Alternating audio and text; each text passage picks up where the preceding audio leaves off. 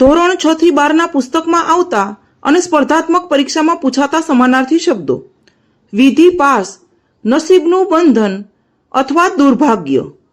ઉદધિ સમુદ્ર, બીજો અર્થ છે દરિયો અથવા સાગર. સમુચ્છિત ઊંચે ચડેલું. હરાયું એટલે રખડતું.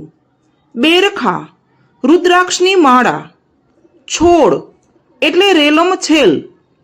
પુષ્ટતા એટલે વધુ પડતી હિંમત અથવા ઉદ્ધતાઈ. ચિતારો એટલે ચિત્રકાર. આભા એટલે તેજ અથવા કાંતિ અથવા દીપ્તિ. કલેવર એટલે શરીર અથવા ખોડિયું. સ્કંધ એટલે ખભો અથવા સૈન્યનો વ્યૂહ. જો તમે પણ કોમ્પિટિટિવ એક્ઝામની તૈયારી કરતા હોય તો સ્ટડી વિથ કેટી ચેનલને લાઈક અને સબસ્ક્રાઇબ કરી દેજો અને તમારા ફ્રેન્ડ્સને શેર કરી દેજો.